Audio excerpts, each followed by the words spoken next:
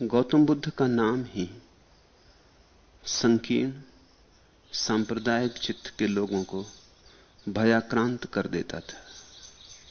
उस नाम में ही विद्रोह था। वह नाम आमूल क्रांति का ही पर्यायवाची था। ऐसे भयभीत लोग स्वयं तो बुद्ध से दूर दूर रहते ही थे, अपने बच्चों को भी दूर दूर रखते थे। बच्चों के लिए, युवकों युवतियों के लिए उनका भय स्वभाव था और भी ज्यादा था। ऐसे लोगों ने अपने बच्चों को कह रखा था कि वे कभी बुद्ध की हवा में भी ना जाएं।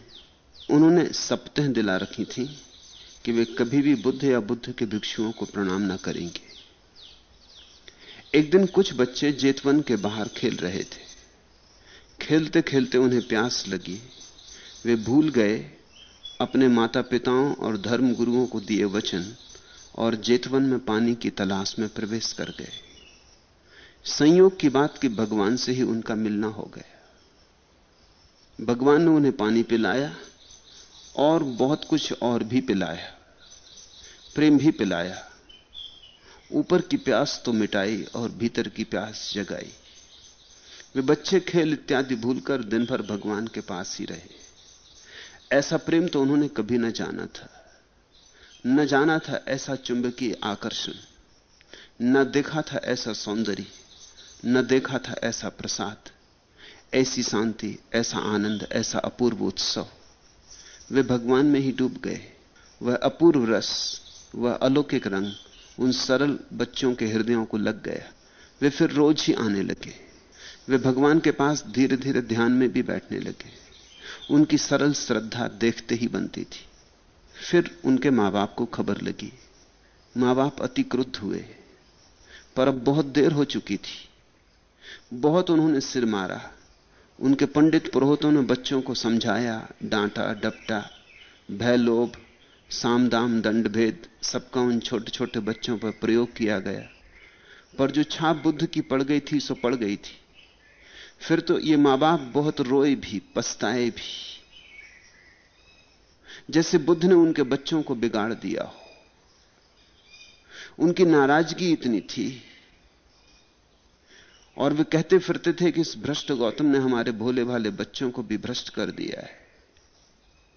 अंततः उनका पागलपन ऐसा बढ़ा कि उन्होंने उन बच्चों को भी त्याग देने की ठान ली और एक दिन वे उन बच्चों को सौंप देने के लिए बुद्ध के पास गए। पर यह जाना उनके जीवन में भी ज्योति जला गया, क्योंकि वे भी बुद्ध के ही होकर वापस लौटे। बुद्ध के पास जाना और बुद्ध के बिना हुए लौट आना संभव भी नहीं। इन लोगों से ही बुद्ध ने ये गाथाएं कही थी। गाथाओं के पहले इस छोटी सी कहानी को, सरल सी कहानी को ठीक से हृदय पर अंकित हो जाने दें। जब भी कोई धार्मिक व्यक्ति इस पृथ्वी पर हुआ है तो स्वभावतः विद्रोही होता है। धर्म विद्रोह है। धर्म का और कोई रूप होता ही नहीं। धर्म कभी परंपरा बनता ही नहीं, और जो बन जाता है परंपरा वह धर्म नहीं है। परंपरा तो ऐसी है जैसे सांप निकल गया और रास्ते पर सांप के गुजरने से बने गए चिन्ह छूट गए। परंपरा तो ऐसी है जैसे कि तुम तो गुजर गए, रास्ते पर बने हुए तुम्हारे जूतों के चिन्ह छूट गए। कन्फ्यूशियस के जीवन में उल्लेख है कि वो लाओत्सु से मिलने गया था। ये मिलन परंपरा और धर्म का मिलन है। कन्फ्यूशियस है परंपरा। जो अतीत का है वही श्रेष्ठ है, जो हो चुका वही श्रेष्ठ है। सब श्रेष्ठ हो चुका है, अब और श्रेष्ठ होने को बचा नहीं है। कन्फ्यूशियस के लिए तो अतीत का स्मरण ही सार है धर्म का। वो परंपरावादी था। वो गया लाओत्सु को मिलने। लाओत्सु है धार्मिक। अतीत तो है ही नहीं उसके लिए और भविष्य भी नहीं, जो है वर्तमान है। जब कन्फ्यूशियस ने अपनी परंपरावादी बातें लाओत्सु को कही तो लाओत्सु बहुत हंसा और उसने यही शब्द कहे थे। उसने कहा था, परंपरा तो ऐसे है जैसे आदमी तो गुजर गया और उसके जूते के चिन्ह रेत पर पड़े रह गए। वे चिन्ह आदमी तो हैं ही नहीं, आदमी के जूते भी नहीं। जीवित आदमी तो है ही नहीं उन चिन्हों में। जीवित आदमी के तो छोड़ो, मुर्दा जूते भी उन चिन्हों में नहीं। जूतों के भी चिन्ह हैं वे, छाया की भी छाया है। कन्फ्यूशियस तो बहुत डर गया था। उसने लौट के अपने शिष्यों को कहा था, इस आदमी के पास भूल के मत जाना, इसकी बातें खतरनाक हैं। पर धर्म खतरनाक है ही। धर्म से ज्यादा खतरनाक और कोई चीज पृथ्वी पर नहीं है। लेकिन तुम अक्सर देखोगे, भीरुओं को धार्मिक बने, कमजोरों को, नपुंसकों को धार्मिक बने, घुटने टेके, प्रार्थनाएं स्तुति करते हुए, भयाक्रांत। उनका भगवान उनके भय का ही निचोड़ है। तो निश्चित ही जिस धर्म को ये धर्म कह रहे हैं वो धर्म नहीं हो सकता। धर्म तो खतरनाक ढंग से जीने का नाम है। धर्म का अर्थ ही है निरंतर अभियान। धर्म का अर्थ ही है पुराने और पिटे पिटाए से राजी न हो जाना, नए की, मौलिक की खोज। धर्म का अर्थ है अन्वेषण। धर्म का अर्थ है जिज्ञासा, मुमुक्षा। धर्म का अर्थ है उधार और बासे से तृप्ति नहीं। अपना अनुभव नहीं कर लेंगे तब तक तृप्त नहीं होंगे। धर्म वेद से राजी नहीं होता जब तक अपना वेद निर्मित न हो जाए। धर्म स्मृति में नहीं है, श्रुति में नहीं है, धर्म अनुभूति में है। हिंदुओं के कुछ ग्रंथ कहलाते हैं श्रुति, सुना जिन्हें, और कुछ ग्रंथ कहलाते हैं स्मृति, याद रखा जिन्हें।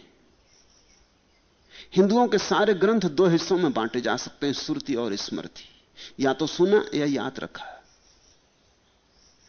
लेकिन धर्म तो होता है अनुभूति, न श्रुति न स्मृति। बुद्ध उसी धर्म के प्रगाढ़ प्रतीक थे। वे कहते थे, जानो, स्वानुभव से जानो, अप्पदीपो भव। स्वभावतः परंपरावादी घबराता रहा होगा, सांप्रदायिक घबराता रहा होगा, क्योंकि संप्रदाय का असली दुश्मन धर्म है। आमतौर से तुम सोचते हो कि हिंदू का दुश्मन मुसलमान, मुसलमान का दुश्मन हिंदू, तो गलत सोचते हो। दोनों सांप्रदायिक हैं, लड़ाई कितने ही, मगर वास्तविक दुश्मनी उनकी नहीं है। एक एक तरह की स्मृति को मानता है, दूसरा दूसरी तरह की स्मृति को मानता है। विवाद उनमें कितना ही हो, लेकिन मौलिक मतभेद नहीं। दोनों स्मृति को मानते, दोनों अतीत को मानते। असली विरोध तो होता है धर्म का। और एक मजे की बात है कि धर्म का विरोध सारे संप्रदाय मिलकर करते। इसे तुम कसौटी समझना। जब बुद्ध जैसा व्यक्ति पैदा होता है तो ऐसा नहीं कि हिंदू उसका विरोध करते और जैन विरोध नहीं करते, कि जैन विरोध करते हिंदू विरोध नहीं करते, कि मुसलमान विरोध करते ईसाई विरोध नहीं करते। जब भी बुद्ध जैसा व्यक्ति पैदा होगा तब तुम एक चमत्कार देखोगे कि सभी सांप्रदायिक लोग उसका इकट्ठा होकर विरोध करते हैं। हिंदू हो कि मुसलमान की, ईसाई की, जैन, सभी मिलकर उसका विरोध करते हैं, क्योंकि वो संप्रदाय के मूल पर ही चोट कर रहा है। वो ये कह रहा है कि धर्म संप्रदाय बन ही नहीं सकता। संप्रदाय लाश है, मरा हुआ धर्म है। इस लाश से सिर्फ दुर्गंध निकलती, इससे किसी की मुक्ति नहीं होती। इस लाश को ढोते रहे तो तुम भी धीरे धीरे लाश हो जाओगे। तो ये छोटी सी कथा शुरू होती। गौतम बुद्ध का नाम संकीर्ण सांप्रदायिक चित्त के लोगों को भयाक्रांत कर देता था। उस नाम में अंगार था, उससे भय पैदा हो जाता था। और भय तभी पैदा होता है जब तुम जो पकड़े हो वो गलत हो, नहीं तो भय पैदा नहीं होता। तुमने अगर सत्य को ही स्वीकार किया हो तो तुम निर्भय हो जाते हो। सत्य निर्भय करता है, सत्य मुक्त करता है। असत्य को पकड़ा हो तो तुम सदा भयभीत रहते हो कि कहीं सत्य सुनाई ना पड़ जाए, कहीं ऐसा ना हो कि कोई बात मेरी मान्यता को डगमगा दे। इसलिए सांप्रदायिक लोग कहते हैं कि सुनना ही मत, दूसरे की बात गुनना ही मत, दूसरे के पास जाना ही मत। क्यों? इतना क्या भय है? तुम्हारे पास सत्य है तो तुम घबराते क्यों हो? तुम्हारा सत्य किसी की बात सुन के हिल जाएगा, तुम्हारा सत्य किसी की बात सुन के उखड़ जाएगा, तो ऐसे दो कौड़ी के सत्य को क्या मूल्य दे रहे हो? जो किसी की बात सुन के उखड़ जाएगा वो तुम्हें जीवन के भवसागर के पार ले जा सकेगा। जो सुनने से बिखर जाता है वो तुम्हारी मौत में तुम्हारा साथी हो सकेगा। वो बिखरता इसीलिए कि तुम्हारे भीतर संदेह छिपा है। तुम भी जानते हो कि सत्य तो ये नहीं, तुम भी किसी तल पर पहचानते हो कि सत्य तो यह नहीं है, मगर इस बात को छिपाए हो, दबाए हो, अंधेरे में सरका दिया है। अचेतन मन में दरवाजे बंद लगा के, ताला लगा के डाल दिया है। लेकिन तुम जानते हो ताला तुम्ही ने लगाया है। तुम्हें पता है कि अगर सत्य की किरण आएगी तो मेरी बात झूठ हो जाएगी, इसलिए सत्य की किरण से बचो, अपने अंधेरे को संभालो, सत्य की किरण से बचो। सत्य अभय करता है और असत्य भयभीत करता है। वे घबराते थे लोग, क्योंकि एक बात तो साफ थी कि कुछ है बुद्ध के पास, कुछ धार, कुछ प्रखरता, कि बुद्ध की मौजूदगी में असत्य असत्य दिखाई पड़ने लगता है, सत्य सत्य दिखाई पड़ने लगता है, कि बुद्ध की मौजूदगी में सम्यक दृष्टि पैदा होती। लेकिन हमने असत्य के साथ बहुत से स्वार्थ जोड़ रखे हैं, हमारे न्यस्त स्वार्थ हैं। उन न्यस्त स्वार्थों को छोड़ने की हमारी तैयारी नहीं है। तो यही उचित है कि सत्य सुनो ही मत, अन्यथा जमी जमाई दुनिया बिखर जाए। एक व्यवस्था बिना के बैठ गए हैं, एक सुरक्षा है, सब ठीक ठाक चल रहा है, इसे क्यों गड़बड़ करना? इस अज्ञात को क्यों निमंत्रण देना? इस अनजान को क्यों बुलाना घर में? मत लाओ इस अतिथि को। किसी तरह तुमने अपने घर को जमा लिया है, अब नए को लाके और फिर से जमाना पड़ेगा। तो जैसे जैसे लोग बूढ़े होने लगते वैसे वैसे भय ज्यादा पकड़ने लगता है। अब उम्र भी ज्यादा नहीं रही, मौत भी करीब आती है। मैं अपने गांव जाता था तो मेरे एक शिक्षक हैं, स्कूल में मुझे पढ़ाया, उनसे मुझे लगाव, तो उनके घर में सदा जाता था। एक बार गांव गया तो उन्होंने अपने बेटे को भेजा और मुझे कहलवाया कि मेरे घर मत आना। मैं थोड़ा हैरान हुआ। मैंने उनके बेटे को पूछा कि बात क्या है, तो उन्होंने कहा कि वे रोते थे जब उन्होंने ये बात कहलवाई, दुखी थे, लेकिन उन्होंने कहलवाया कि मेरे घर मत आना। तो मैंने कहा कि तुमसे कहना एक बार और आऊंगा, बस एक बार। तो मैं गया उनके घर, मैंने पूछा कि बात क्या है। उन्होंने कहा बात अब तुम पूछते हो तो तुमसे कह दूं, अब मैं बूढ़ा हुआ, तुम्हारी बातें सुन के मेरी आस्थाएं डगमगाती।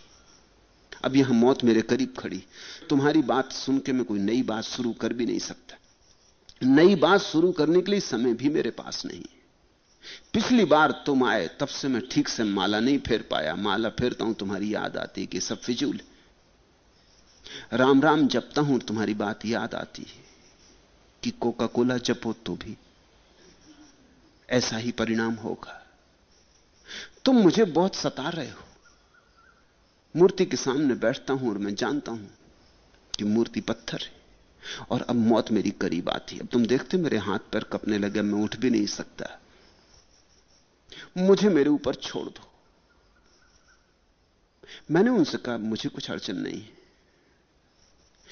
लेकिन जो बात होनी शुरू हो गई है अब उसे रोका नहीं जा सकता। जो अंकुर फूट चुका है उसे अब रोका नहीं जा सकता। अब तुम लाख उपाय करो तो तुम राम राम अब उसी अंधश्रद्धा से नहीं कह सकते जो तुम पहले कहते रहे हो। और मैंने उनसे कहा अगर मेरी सुनते हो तो मैं तो कहूंगा मौत करीब आ रही, इसलिए जल्दी बदल लो, क्योंकि जो तुम समझने लगे हो कि व्यर्थ है, मौत में टूट जाएगा। अगर एक दिन बचा है तो एक दिन काफी, अगर एक क्षण बचा है तो एक क्षण काफी। इस एक क्षण में भी जीवन भर का कचरा छोड़ दो और पहली बार हिम्मत जुटाओ, पहली बार शांत बनने की हिम्मत जुटाओ। और मैं तुमसे यह नहीं कह रहा हूं कि कोई दूसरा नाम जपो, मैं तुम्हें कोई दूसरा मंत्र नहीं दे रहा हूं। मैं तुमसे इतना ही कह रहा हूं कि जो तुम्हें झूठा लगता है अब उसे मत जपो। बिना जपते हुए मर जाओ, हर्जा नहीं। बिना मूर्ति के सामने बैठे मर जाओ, हर्जा नहीं, क्योंकि जो मूर्ति झूठ हो गई है तुम्हें, मैं ना आऊंगा इससे कुछ फर्क ना पड़ेगा। और मैं कभी भी ना आया होता तो भी मूर्ति झूठी ही थी, चाहे तुम्हें याद आती चाहे ना आती। झूठ से कोई पार नहीं होता, झूठ की नाव नहीं बनती, सिर्फ सत्य की नाव बनती। जैसे जैसे आदमी बूढ़ा होता और डरने लगता है। इसलिए अक्सर दुनिया में जब भी बुद्ध जैसे व्यक्ति पैदा होते हैं तो जवान उन्हें पहले स्वीकार करते, युवक युवतियां पहले स्वीकार करते, छोटे बच्चे भी कभी स्वीकार कर लेते, लेकिन बड़े बूढ़ों को बड़ी कठिनाई होती। अगर बड़े बूढ़े स्वीकार भी करते हैं तो थोड़े से बड़े बूढ़े जो शरीर से शायद बूढ़े हो गए हों लेकिन आत्मा से जो जवान होते हैं, युवा होते, जो भीतर से अभी भी कायर नहीं हो गए होते। उम्र कायर कर देती आदमी को। जवानी में आदमी सोचता है ठीक जो हो उस पर चलूंगा, बुढ़ापे में सोचने लगता है जिस पे चलता रहा हूं उसी पे चलता रहूं, अब कहां ठीक कहां गैर ठीक, अब समय कहां। अब फिर से निर्णय करना महंगा पड़ सकता है। कहीं ऐसा ना हो जो हाथ में है वो भी छूट जाए और जो हाथ में नहीं है वो मिले भी ना। जैसे जैसे बुढ़ापा आता है वैसे वैसे आदमी भीरू होने लगता है। बुद्ध जैसे व्यक्तियों के पास 90% तो युवा जाते, 10% वृद्ध जाते। वे वृद्ध भी गरिमा है इस पृथ्वी की, वे वृद्ध ही गरिमा है इस पृथ्वी की, क्योंकि वे अभी भी जवान हैं। वे मौत के आखिरी क्षण तक भी अगर उन्हें पता चल जाए कि सत्य क्या है तो सत्य के साथ खड़े होने की तैयारी रखते हैं, असत्य को छोड़ देंगे, चाहे असत्य के प्रति पूरा जीवन ही क्यों न समर्पित रहा हो। इतनी हिम्मत, इतना साहस जिसमें ना हो वो धार्मिक हो भी नहीं पाता। और इसलिए धर्मगुरु बहुत डरे रहते हैं कि छोटे बच्चे इस तरह के खतरनाक लोगों के पास ना जाएं। इधर रोज ऐसी घटना घटती है। ये कहानी कुछ उसी दिन होकर चुक गई ऐसा नहीं, आज भी घटती है, आज भी वैसी ही घट रही। मैं ग्वालियर में ग्वालियर की महारानी का मेहमान था। उन्होंने मुझे सुना, उनके बेटे ने भी सुना। दूसरे दिन वो मुझे मिलने आई और उन्होंने मुझसे कहा मेरा बेटा भी आना चाहता था लेकिन मैं उसे साथ लाई नहीं, क्योंकि मुझे आपकी बातें खतरनाक मालूम होती। हम तो बड़े बूढ़े, हम तो समझ लेते, लेकिन छोटे बच्चे वो तो इन बातों में पड़ के भ्रष्ट हो सकते। मैंने कहा मेरी बात सही है या गलत इसकी हम फिक्र करें, छोटे बड़ों की बात पीछे कर लेंगे। संस्कारशील महिलाएं कहा कि नहीं, गलत तो मैं नहीं कह सकती, सही ही होगी, मगर बड़ी दूर की है, हमारे काम की नहीं। मैंने कहा सत्य कितने ही दूर का हो सदा काम का है, और असत्य कितना ही पास हो कभी काम का नहीं। इसलिए असली सवाल दूरी और पास का नहीं, असली सवाल तो सच और झूठ का है। उन्होंने कहा जो भी हो, लेकिन मैं अपने बेटे को नहीं लाई हूं क्योंकि मुझे डर लगा कि वो बिगड़ सकता है। मैंने कहा तुम क्यों आ गई हो, तुम्हें डर नहीं है बिगड़ने का? इसका मतलब यह हुआ कि क्या तुम मर चुकी हो, जीवित नहीं हो अब? तुम्हें सत्य की आवाज सुन के हृदय में कोई स्पंदन नहीं होता, इसलिए तुम चली आई हो, क्योंकि अब तुम कायर हो गई हो, अब तुमने जिंदगी से बहुत समझौता कर लिया। अभी तुम्हारा बेटा समझौते नहीं किया है, अभी तुम्हारे बेटे का जीवन शेष है, अभी तुम्हारे बेटे के भीतर प्राण है, इससे तुम डर रही हो। यह सदा होता रहा। मैं कई बस्तियों में रहा हूं, जहां रहा हूं वहीं यह घटना रोज घटती रही। लोग अपने बच्चों को मेरे पास आने से रोकते, खुद चाहे कभी आ भी जाएं, मगर बच्चों को आने से रोकते, क्योंकि खुद पे तो उन्हें भरोसा है। भरोसा इस बात का है कि हम तो गए, भरोसा इस बात का है कि हमने तो समझौता गहरा कर लिया है, भरोसा इस बात का है कि हम तो असत्य में रच पच गए, उन्हें कोई डर नहीं है। लेकिन बच्चे, अभी बच्चे सरल हैं, साफ सुथरे, अभी बच्चों का कोई पक्षपात नहीं है, अभी बच्चों ने धारणाएं नहीं बनाई, अभी उनके हृदय सत्य को सुनेंगे तो झंकृत हो सकते। तुम्हारे हृदय तो टूट चुके, तुमने अपना तार उखाड़ दिया है, तुमने झूठ के साथ इतना संग साथ किया है कि झूठ ने सब तरफ दीवार खड़ी कर दी। सत्य पुकारता भी रहे तो झूठ का शोरगुल तुम्हारे भीतर इतना है कि सत्य की पुकार नहीं पहुंचती। लेकिन बच्चे सरल हैं, सीधे, अभी उनके बीच और सत्य के बीच दीवार नहीं। अभी बच्चे नए का आवाहन सुन सकते, नई की चुनौती सुन सकते। तो डरते होंगे लोग कि बुद्ध के पास उनके बच्चे ना जाएं। ऐसे भयभीत लोग स्वयं तो बुद्ध से दूर दूर रहते ही थे, अपने बच्चों को भी दूर दूर रखते थे। बच्चों के लिए, युवक युवतियों के लिए उनका भय स्वभावतः और भी ज्यादा था। क्यों? क्योंकि बच्चे की स्लेट अभी खाली है। इस पर बुद्ध के हस्ताक्षर उभर आए तो इसका जीवन कुछ और हो जाएगा। डर है कि कहीं ये बुद्ध की बात सुन न ले, क्योंकि ये सुन सकता है। अभी इसके कान बहरे नहीं हुए और अभी आंखें इसकी अंधी नहीं हुई हैं।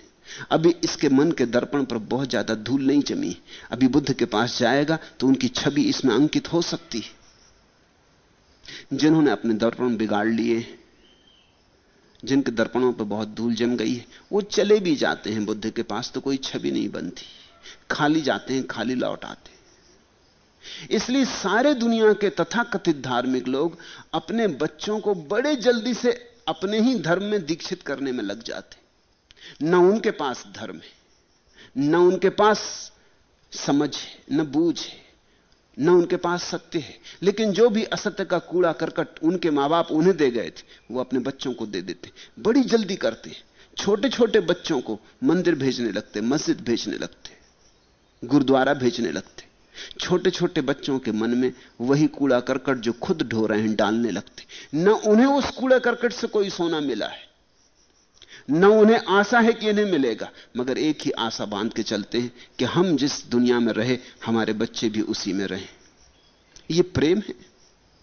खलील जिब्रान ने कहा है प्रेम का तो लक्षण यह होता है कि मां बाप ये प्रार्थना करेंगे परमात्मा से कि हमारे बच्चे हमसे आगे जाएं, जहां तक हम नहीं जा सके वहां जाएं, जिन पर्वत शिखरों को हमने नहीं छुआ हमारे बच्चे छुए, जिन आकाश की ऊंचाइयों में हम नहीं उड़े हमारे बच्चे उड़े, हमारे बच्चे हमारी ही सीमा में समाप्त ना हो जाएं। यह होगा प्रेम का लक्षण।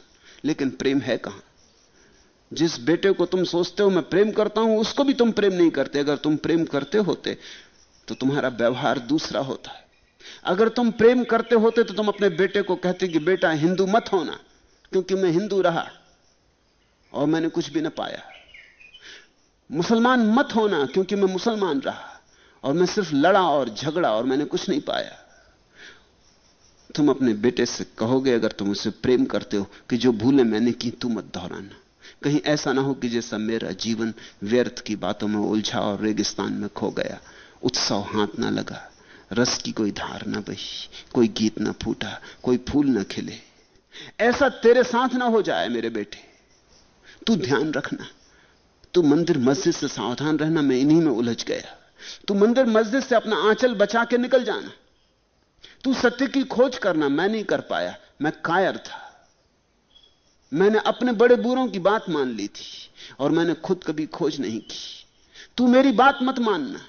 किन्हीं कमजोर क्षणों में अगर मैं आग्रह भी करूं कि मेरी बात मान ले तो भी मत मानना। तू हिम्मत रखना, तू साहस रखना और अपना ही सत्य खोजना, क्योंकि निजी सत्य ही केवल सत्य है। जो स्वयं की खोज से मिलता है वही मुक्त करता है। लेकिन इतना प्रेम कहां है? प्रेम ही होता तो पृथ्वी और ढंग की होती। यहां हिंदू ना होते, मुसलमान ना होते, यहां हिंदुस्तानी और पाकिस्तानी ना होते, यहां गोरे और काले में भेद ना होता, यहां स्त्री और पुरुष के बीच इतनी असमानता ना होती, यहां ब्राह्मण और शूद्र ना होते।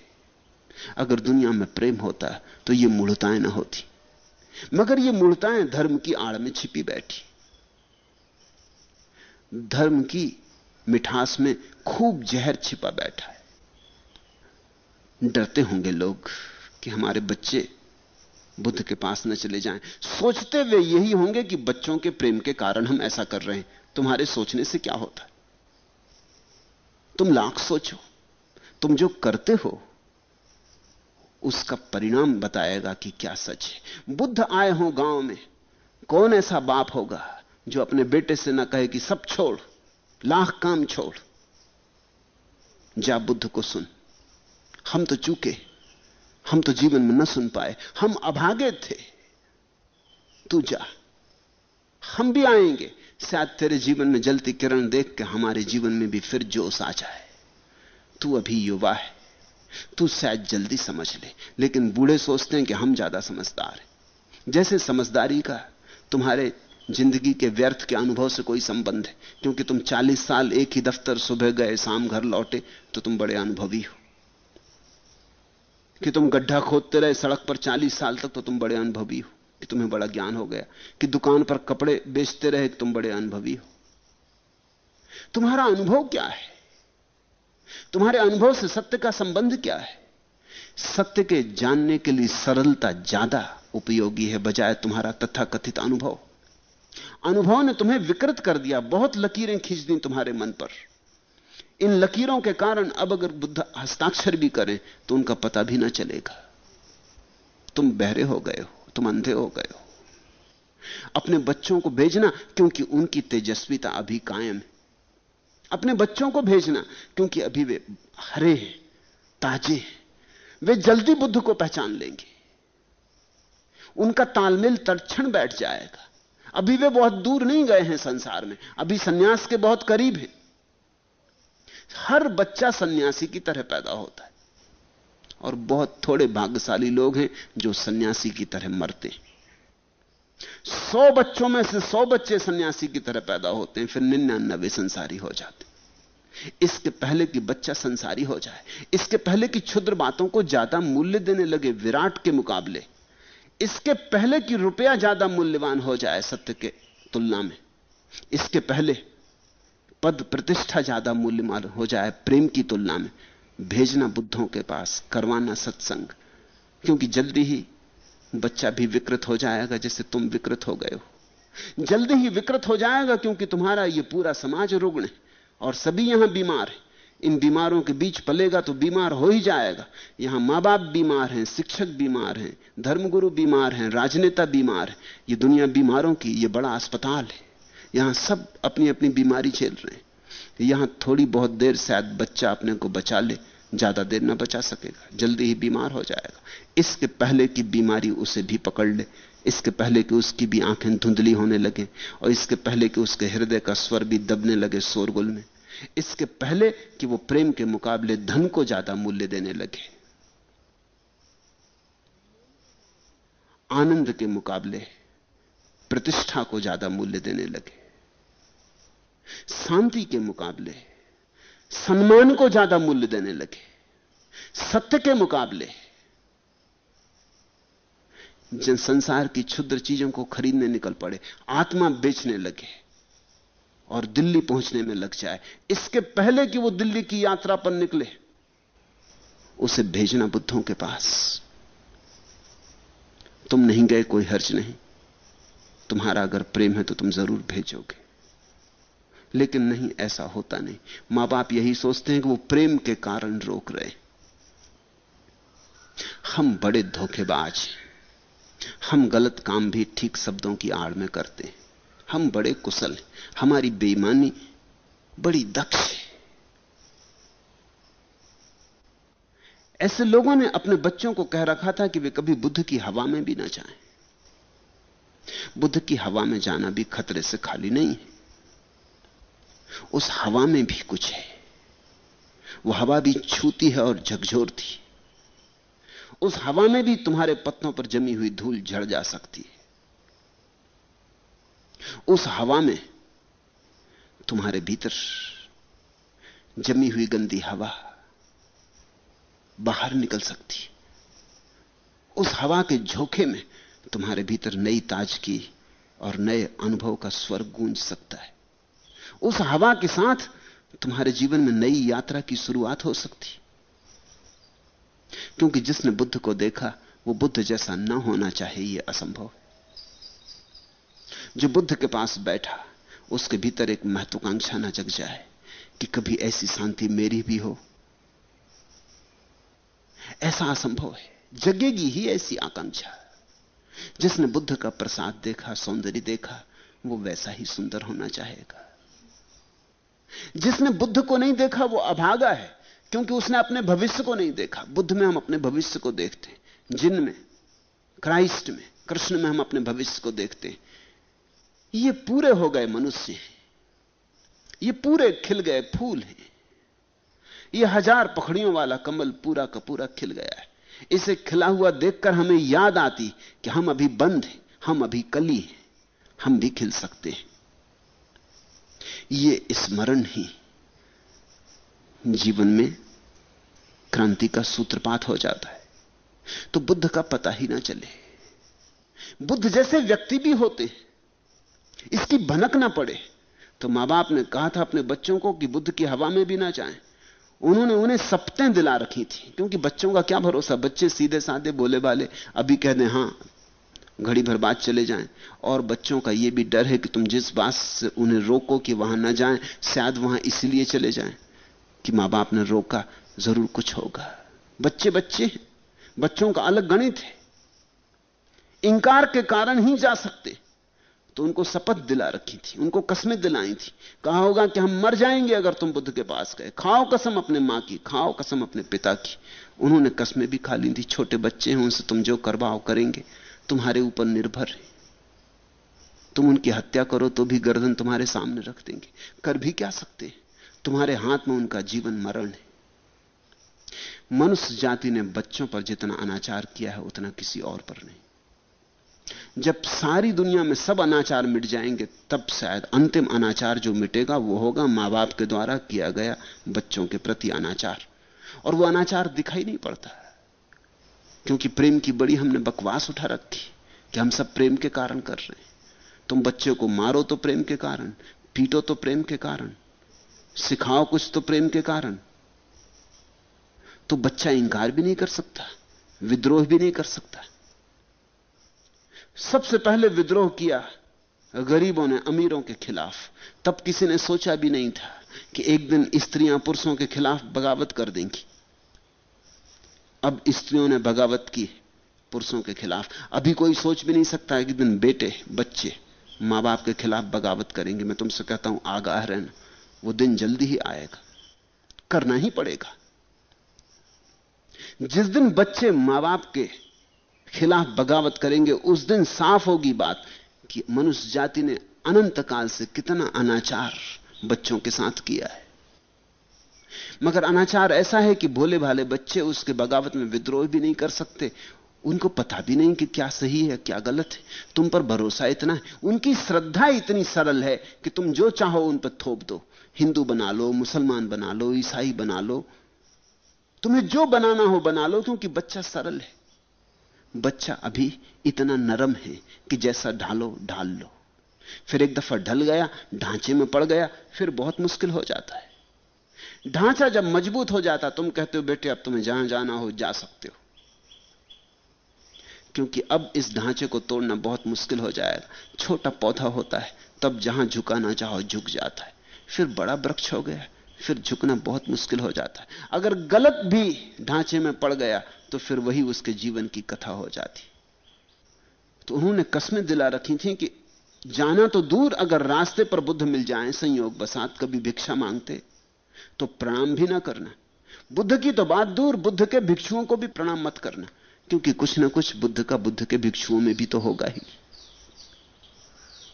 और बुद्ध घूम रहे थे गांव गांव, उनके भिक्षु भी घूम रहे थे गांव गांव, डर स्वाभाविक होगा।